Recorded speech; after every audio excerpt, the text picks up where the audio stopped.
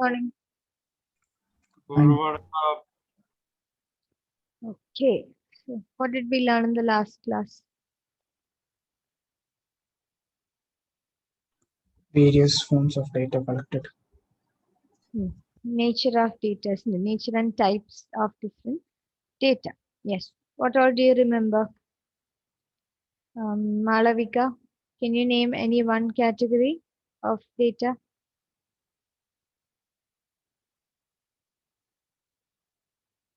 Ma'am, I don't remember the name. Okay. Tell me any form of data then. Which is gathered by what we see, like the gender, Hmm. what's asked, and So what kind of information is that regarding a person? If I'm asking you your gender, your name, your person, all other information, what kind of information, what category of information is that? Demographic information. Demographic information. We call it socio-demographic data or demographic information. Okay. Then, any other set of information that you remember?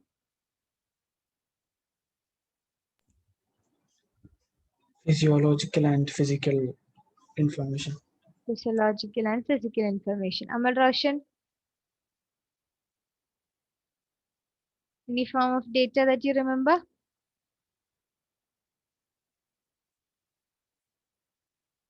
No. Yes, Alina? Demographic information. That we already discussed. Demographic, physiological, physical. One more was there, right?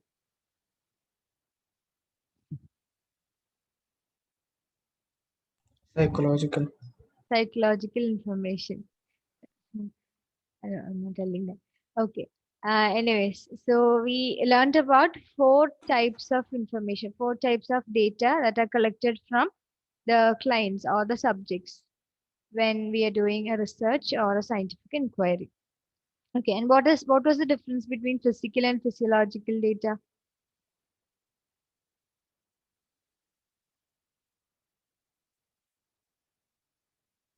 Now, physical was factors such as height, weight.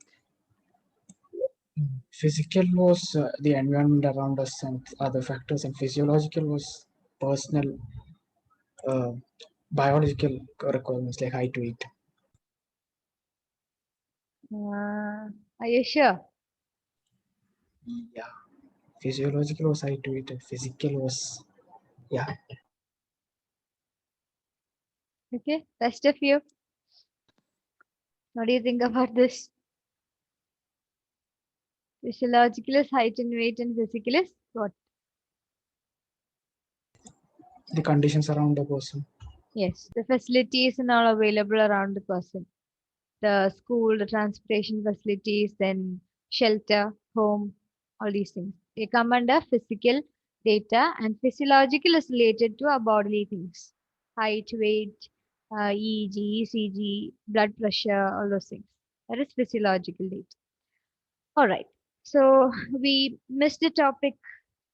No, we missed the topic last class. That is the steps. The steps that has to be followed while doing research, scientific research. So we'll study that today. Steps in conducting scientific research. That's the heading. Please switch on your videos, everyone. Abdul, Kevin, and Abhinav, please switch on your videos. I'm here, no net. It is slow. Not too slow. Okay. Steps in conducting scientific research. That's the topic. Sorry.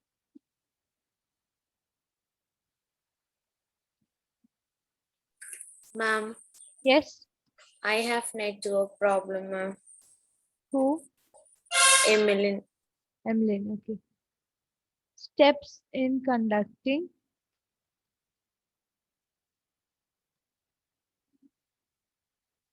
scientific research.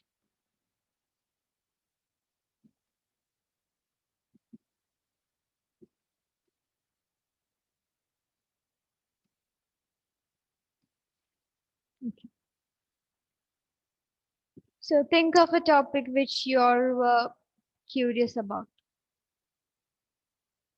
Like you wanted to do research on this topic or you wanted to find out about this.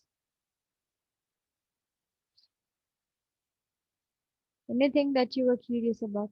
Usually when we do a project or research, curiosity is the basic foundation. Otherwise, we'll just take instructions from get instructions from our guides and then we'll decide on a topic. But otherwise, we'll be curious about some field or some area of study, isn't it? So based on that, we do the research. So think of something that you're were curious about or are still curious about.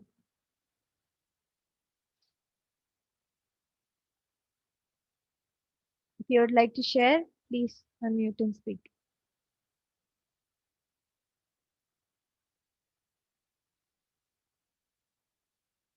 Any topic.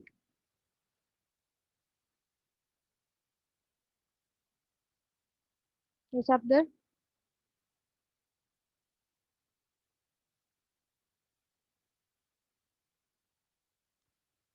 Anyone? Ma'am, how sleep affects someone's attitude during the day? How much sleep they got during the night? Okay.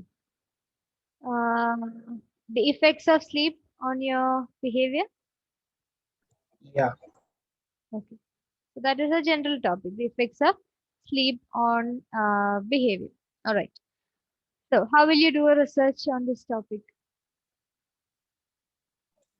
by taking 2 or 3 subjects, and if one of them is like highly deprived and one is very well rested, and how they go on about their day, like how they behave to other people or how frustrated they get,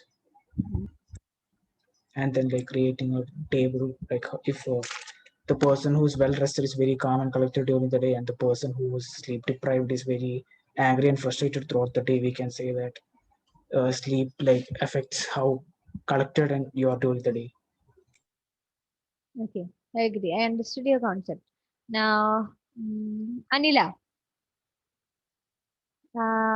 is 2 or 3 subjects or are 2 or 3 subjects enough for us to conclude that sleep deprivation causes problems, psychological or physical problems, and getting sound sleep will help you to remain healthy? Do you think 2 or 3 subjects are enough, or is one subject enough, or do we need at least 5? What do you think? What is your opinion? I didn't get you. Abhilash told that we have to select 2 or 3 participants and then we have to study their sleep patterns. Isn't it? That's how we are doing the research. And then after finding out, we'll conclude. We'll make certain conclusions about the effects of sleep on our behavior. Okay, that's what he told. Now I'm asking you, why don't we take just one person and then study that person? Or why don't we just take at least 5 members, or just stick on to what he said, just 2 or 3 members? What is your opinion? How many participants should be there? I think different persons have different mind and all. So So one person can't possibly do that.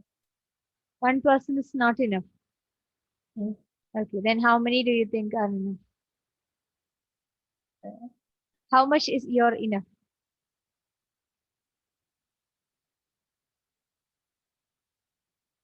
Not sure. Okay. Anybody else who would like to help? Hmm? 10. Minimum 10. Okay. Others? Ma'am, I feel more people, the more accurate the test gets. More number of people? The more number of people, the more accurate the test results are. The more number of people, the more accurate the results would be. The test would be. Yes, So ma'am. how much is the more? That's what I'm asking. Ma'am, either 10 on all in multiples of 10 10 to or 100. multiples of 10. Fancy number.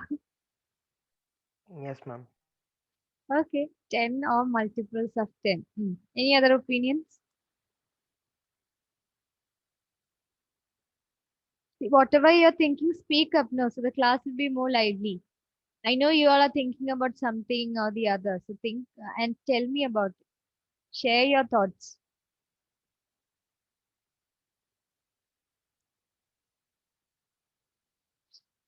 Mm-hmm. Sanam, what do you think? I saw more the people, better perspective of the case. More people. So have you heard this thing? Too many cooks spoil the broth. What about that? What was? Have you heard the proverb? Too many cooks spoil the broth. No, ma'am.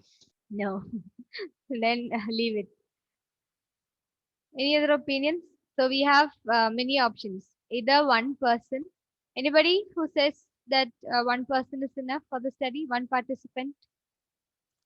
No. So we'll cancel that. So 2 or 3, that is one option. 5, that is another option. 10 or multiples of 10, that is another option. Any other opinions than this?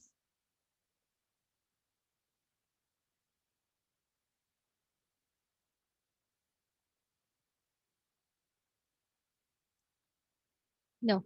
All right. Okay. So we imagine a situation where we have finished the research and we have concluded. Okay. So how will you collect data? If this is a topic of interest, how will you collect data from the participants? What will be your method of study? Will you go and observe them sleeping? How will you do the study? Maybe not observe, but mostly verbal reports and observational reports. Like you can give them like a paper or something and tell them like mark it with how they like their hours of sleep they get and how and observe how they act during the day. Okay. So you're giving them, you're collecting verbal reports from them, and would you give them questionnaires or something? Not question is exactly like a timetable sort of thing. So like in this day they got this much sleep and they'll write it 6 hours, for example. And then we Like if we personal can, account, like diary writing. yeah, Okay, fine. All right. Then imagine you have finished your research. What will you conclude probably?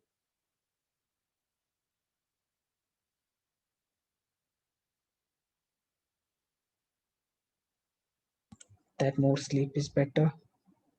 Yeah. That more the well rested being well rested is better, and sleep deprived people tend to be more aggressive and frustrated during the day.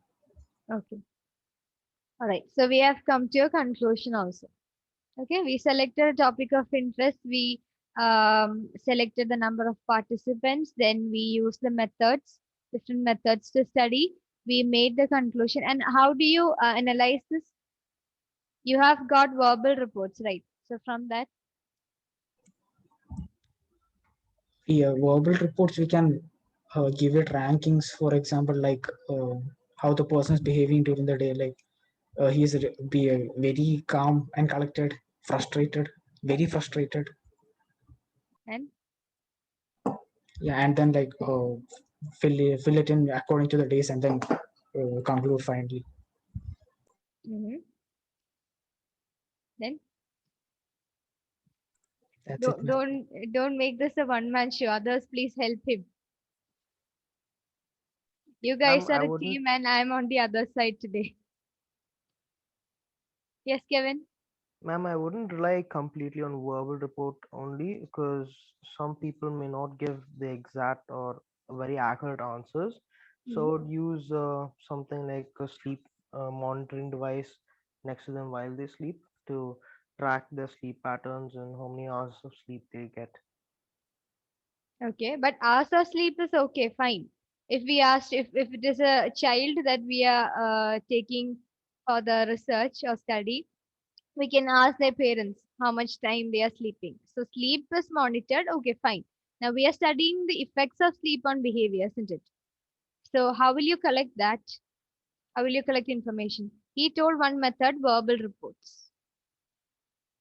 And after that, I'm keeping them in a room for a day. and what will be the nature of data? One form is verbal reports. Okay, we can collect different forms of data also, no problem. Yes, Abdul? Observation reports. Okay. Then, what other forms?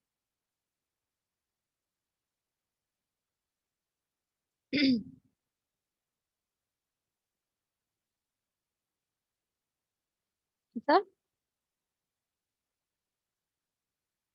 And other questionnaires from under verbal reports. Questionnaires, yes, it can be used.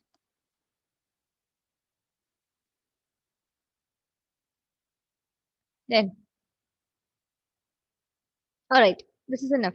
Now we have got verbal reports, we have got observational reports and questionnaires. And how will we make sense out of this? How will we decide which is important and how will we conclude from this?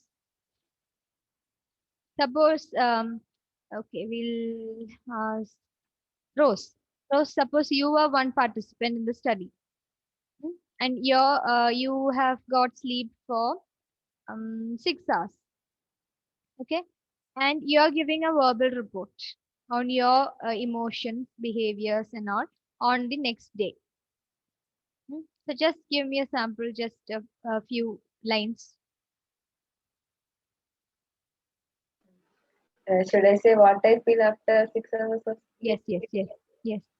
If today your sleep you have got 6 hours of sleep today night, then tomorrow morning you're waking up and you're giving a verbal report to the experimenter or the researcher. So give an account of that. Not fully relaxed, but some sort of relaxation would be there. Hmm. Then Explain and describe.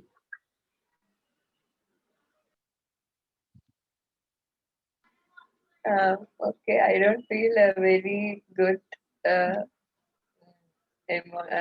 mental health, but there's some sort of relaxation. But I need some more kind of treatments to get over that pain, something like that. Okay. It's entirely subjective. Depends on the participant. Okay. I want somebody else to speak. The similar situation. So you're waking up. You're a part of the study, and you have to give a verbal report to the researcher. Anybody who would like to volunteer?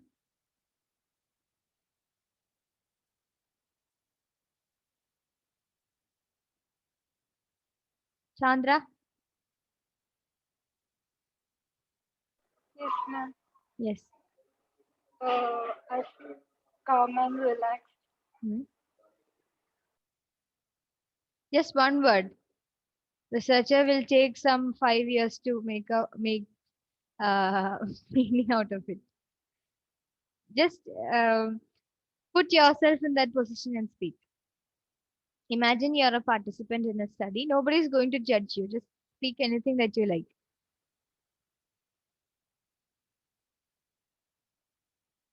There is no correct or wrong answer for this. Whatever you feel, you tell me or tell us.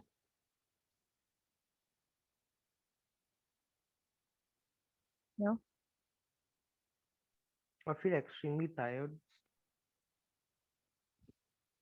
Extremely tired? Sandra? No. Okay, I wouldn't like to force you. Anybody else? Eva, would you like to try? Oh, ma'am, after waking up, I'll probably feel hungry. Okay. No, imagine. Just make up something and tell.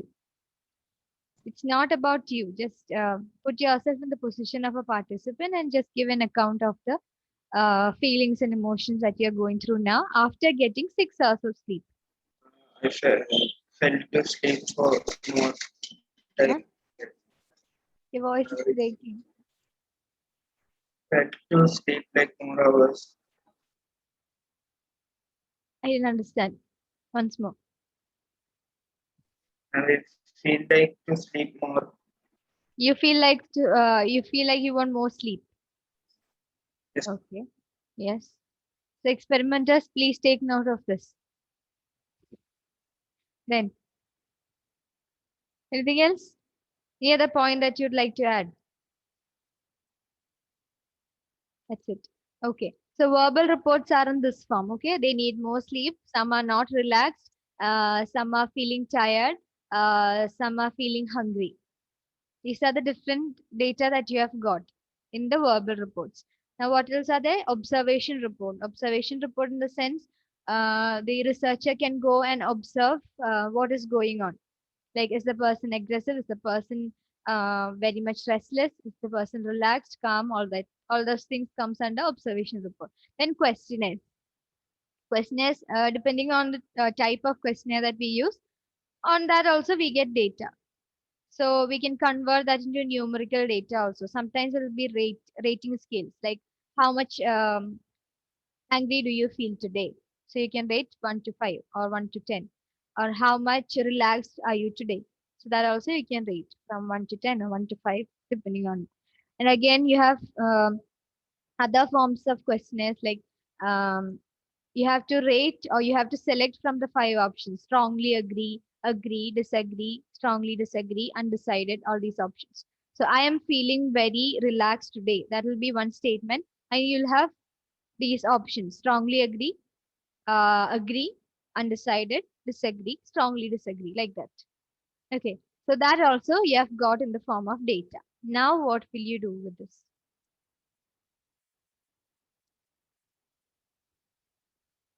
How can we decide or how can we come to a conclusion? Taking percentages. Taking percentage of? These percentage of people was like this. How many people have felt relaxed? How many people have felt angry? How many people have felt this? And based on that, we can create percentage. Now, verbal report. What will you do with the verbal report? We have got mixed emotions, feelings, and behaviors in that, isn't it? What will we do with that? Ma'am, what reactions or what behaviors occur most? Output as a description. Okay. So we have qualitative form of analysis and quantitative form of analysis. Quantitative is in the form of numbers. We assign numerical values. Suppose in rating scales, we have got 5 for all these numbers, right? And in these options, as I told you, agree, disagree, undecided, we can give 1, 2, 3, 4, 5 for all those options also. So we get a numerical value and after analyzing this result. Otherwise, we can do qualitative analysis, which means we analyze the quality of the data. In verbal reports, it's subjective, no? It's subjective from person to person, how they feel, how they behave and all. So we do qualitative analysis on that. It's a very complicated procedure, but I'm not explaining too much about it. Just understand we get the quality of whatever is explained in that. Okay, and we find patterns. Like if somebody is telling you, I am feeling hopeless, I'm feeling helpless, I'm not able to, engage in the activities that I usually enjoy. If such a pattern is there, then we categorize them as depressive features.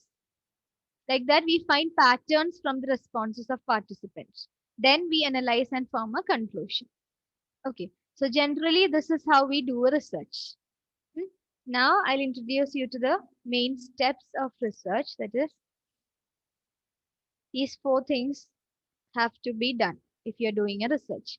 First one is conceptualizing a problem. That is, we decide what topic is important for us to do the research.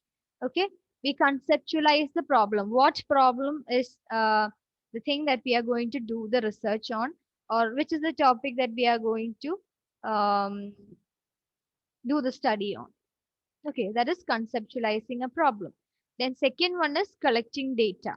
After conceptualizing a problem, we collect data, isn't it?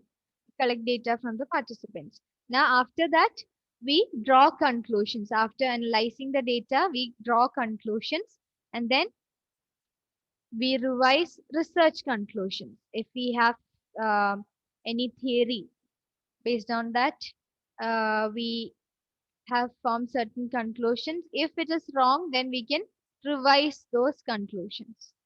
This is basic thing, but we have so many things to describe in that. So please write down the 4 steps and then we'll start with each.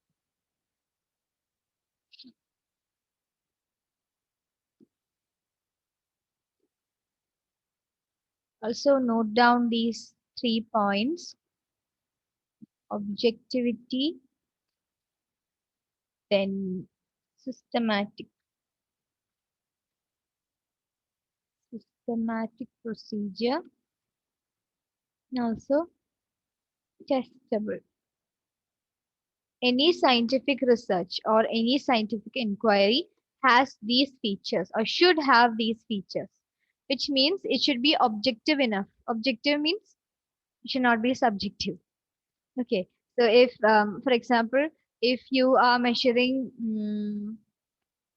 the circumference of a circle,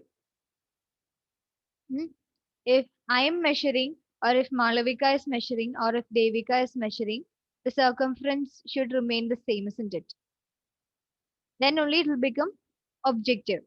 Or if I'm not using any objective methods, but I'm just looking at the circle and telling this has this much circumference, or Devika is telling this has this much circumference. So it depends on people. So if changes according to people, then that is subjective. That is not at all scientific. Okay. But here, in any scientific research, and especially in psychology, we follow methods that are objective. So objectivity matters. Whoever does the research, whatever methods we use, the results should be similar. That is objectivity. Now, one more thing, systematic. Systematic means it has to be done in certain steps or procedures in an organized manner. Or do we actually collect data, then decide on the topic and then draw conclusions? No, we have certain steps, isn't it? Here we discussed about 4 steps: conceptualizing a problem, collecting data, drawing conclusions, revising, and all. So it follows a systematic pattern or systematic procedure, which means it's a step-by-step phenomena, step-by-step procedure. That is systematic. Now testable. Testable means suppose if Amal is conducting a research, and or he is doing an experiment based on some attribute in psychology, and on the next day or maybe after 1 year, I would like to know more about this, and I'm not sure if he has done the right thing also. I'm not sure if that result applies to real life situation after 1 year. So I'll be curious to know about it more, and I conduct the research once more. So it should be testable by some other person also. Then only we can verify that it's true, right? Again, regarding the circumference I told you, I come and report that this particular circle has a circumference of maybe 25 centimeter. But how would you know that it is true? You can come and measure it, isn't it? It is testable. It is verifiable by another person. Then you can know that this method is valid. But otherwise, if Marin comes and measures this, and she finds that it is 75 centimeters, so is it reliable? No, it's not valid also. So it should be testable. These are the main features of any scientific inquiry. We have that in the introduction part. Steps in conducting scientific research. As just one paragraph, we have this. So please note those 3 points. Okay. Now we'll see each step in detail. So the first one was this conceptualizing a problem. Conceptualizing a problem means Again, I told you it's based on us, our interest, our topic of interest. We have different interests in different areas of study, isn't it? So based on that, we can select a topic. Otherwise, we can search for topics in journals. Sometimes, like journal articles will be there. Earlier research will be there. We call it review of literature. Review of literature means in research we have to find studies similar to these. That is called those set of studies are called review of literature. We review a set of studies that were done earlier. So based on that, we can get an idea of what to do next or what topic should we select next. All right. Then we can also get instructions from subject matter experts, like a person who has or who is well versed in psychology. You can go and ask that person about areas of research. That is one source. Otherwise, again, as I told you, your curiosity. Because of your curiosity, you can select a problem or you can select a topic. Okay. Now, if you have selected a topic, based on that, you develop a problem. We call that research problem. Okay. We call it research problem.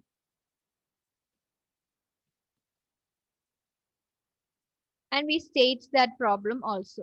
So after this, we develop something called hypothesis. We learned that, isn't it? Hypothesis it's a tentative statement. Tentative means it might change. We are not sure that this is the truth. In our example, we can conceptualize the problem in the sense like sleep patterns affect the behavior, feelings, or emotions of people. And what would be the hypothesis?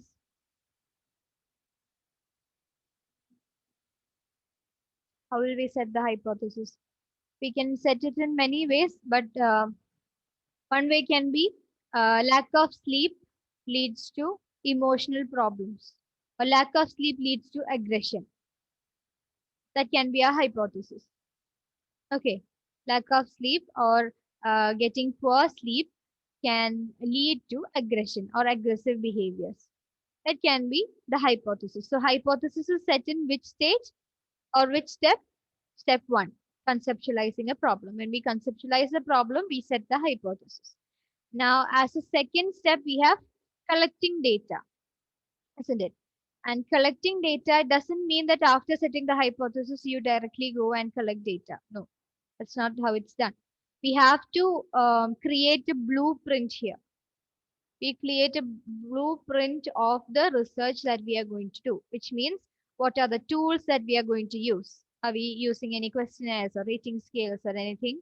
Which are the methods that we are going to use? Is it the observation method? Is it the experimental method? Or is it the survey method? Is it the interview method? We'll decide on the method of research. We will also decide who are the participants of our study. Is it school-going students, or is it old age people? Is it elderly people? Is it kids?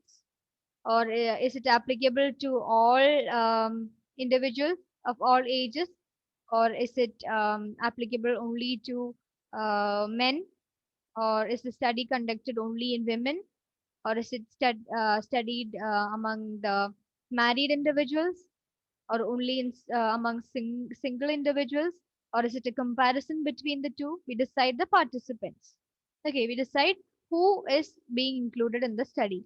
And we also decide the approximate amount of data that we are expecting.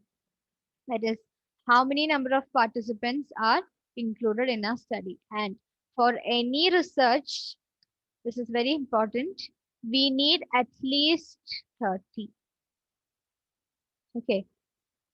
But in case of sleep and all, I don't think this is enough, because we are generalizing about a phenomena that happens all over the world, isn't it? Yeah, sleep is applicable to people all over the world. And if we have to generalize it to the population, then the sample should be great. Suppose if we are studying the effectiveness of teaching in Dr. Raju Davis International School. Suppose if our school has around 52 teachers, Okay. Now from them, we can select maybe 25. That would be enough. Then we can conclude about the whole teaching effectiveness. That is okay. But in a country which has maybe 5 crores of people, if we just select 30 from them and then if we do a research, will that be effective? Can that be really generalized? No, it won't be much applicable. Okay, so depending on the population, we have to select the sample. Got it? Okay. So in collecting data, that is the second step. We decide on different things like participants in the study. That is one. If you have the textbook, you can underline. These 3 points are there. Then methods of data collection. That is second one. Then tools to be used in the research. That is the next one. Then procedure for data collection. How will you collect data? Will you send Google Forms? Will you go and take the interview face to face? Or will you send emails? Will you send them questionnaires to their residential address? Like that. You have to select the procedure for data collection. So after setting all these things, after creating the blueprint, you can make it practical. You can do it. You can collect the data. Okay. After that, we have certain data with us. We analyze them using statistical procedures. Statistical procedures. We can find the mean, we can find percentages, we can find the median. Then there are lots of other methods of analyzing data, which we learned this in this chapter, like correlation, then all those things. So statistical procedures can be done. And why is it important to use statistical procedures? Can we sit and count and analyze all the data from thousands and 10,000s of people? No, it's not possible. Earlier, it was done. It was done by hand by people. Most of the scoring methods and all. But now we have softwares to do it. Have you heard of SPSS? SPSS? No. Yeah, that is one statistical software that we use to analyze the data. It's very, very easy. We just have to type all the scores, final scores into Excel sheet, and then we can directly get the results. We just have to upload that into that software window, and then we can automatically get. We can do all the equations, calculations, everything in that software itself, using that software itself. Okay, so drawing conclusions, we use statistical procedures to draw the conclusions of our results. And we can depict that in the form of bar graph, histograms, then other types of pictorial representations also. Okay, it's not necessary that we mention that in terms of numbers alone. We can also do it in the form of pictorial representation. So we have concluded something. Now, what was our hypothesis? Next step is revising research conclusions. So what was our hypothesis? Lack of sleep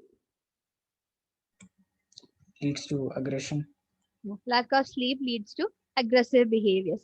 Now, suppose if we have concluded the same, or if our results are similar with the hypothesis, then we confirm the hypothesis.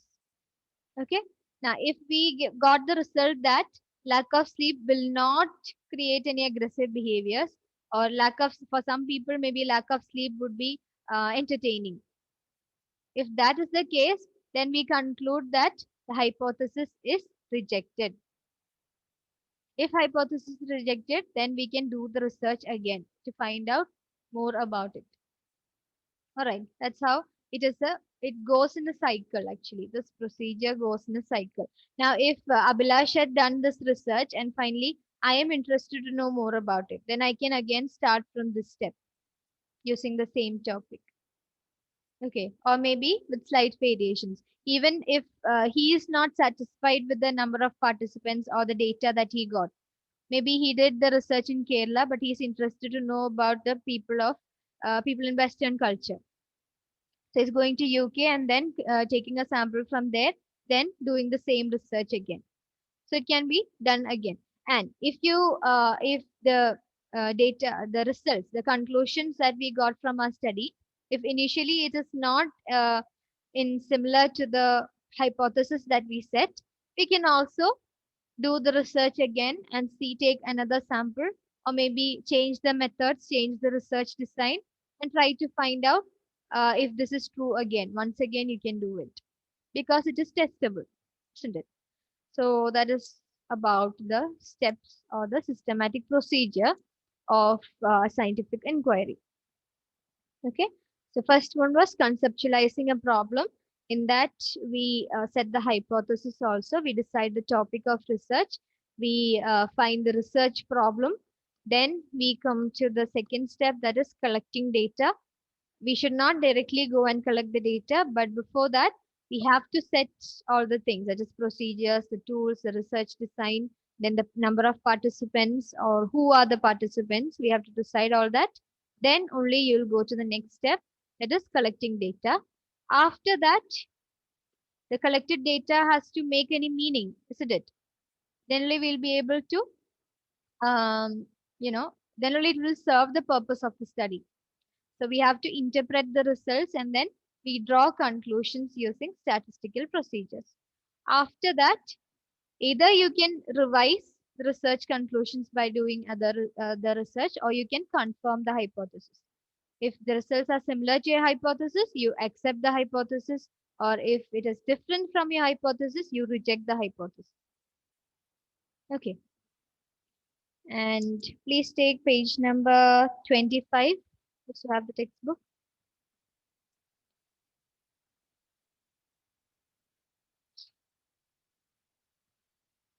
Shreya, can you read? Point 4, revising research conclusions.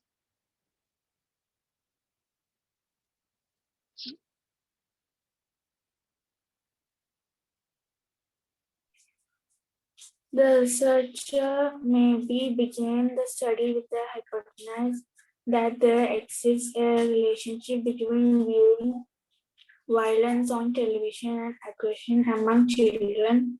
She or he has to see whether the conclusions support this hypothesis. If they do, the existing hypothesis theory confirmed. Hypothesis. Theory is confirmed. If not, she or he will revise or state an alternative hypothesis theory and again test it based on new data and draw conclusion, which may be verified by future researchers. Thus, research is a continuous process. Yes, in the textbook, you have an example of watching violence content in the television and showing aggressive behaviors. Okay, that's the example that they have taken. We took the example of sleep patterns and their effect on behavior. So if you have got similar results, you will confirm the hypothesis. And if you have not got similar results, then you will create an alternative hypothesis. Okay, so what can be an alternative hypothesis to our hypothesis? Lack of sleep leads to aggressive behaviors. That was our hypothesis. What can be an alternative one? As simple as lack of sleep will not lead to aggressive behaviors. That can be one hypothesis. Okay. Or lack of sleep leads to relaxation. That can be another alternative hypothesis. We can study that. We can do the entire research process once more. If not you, then others can also do the research and find out if they are interested. Okay. Now, take the previous page. In that, in conceptualizing the problem, in your textbook, they have described about a few topics that we all deal with, like the categories of topics that we all search for. Okay. One is understanding our own behavior.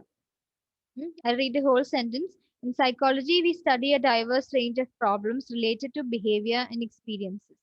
Okay. These problems may be related to, one, it can be related to understanding our own behavior. For example, how do I feel and behave when I'm in a state of joy or grief? So it can be related to our own in our own life, or it can be related to understanding other people's behavior, understanding some other individual's behavior, maybe because of that. Then it can be also related to group influences on individual behavior. How can the presence of a group influence one individual's behavior? Okay, suppose if you are in front of a crowd, how do you behave? Or how do your public speaking skills vary when you're alone versus when you are in front of a group or among a group? Or how much does your risk taking behavior increase or decrease according to group? So other topic can be related to the group itself. What are the group dynamics? How people behave in a group itself, if they are part of a group. Then it can be related to organizational level. That is why some companies are successful than the others. What are the behaviors of employees if this intervention is done here, like that. Okay, so different types of different areas of problems can be there. So that's it. These are the steps in conducting scientific research. These 4 steps, you have to by heart those terms, and inside you can add your own points. All right. So we'll wind up. We have 1 more hour. We'll see that. Thank you. Yeah.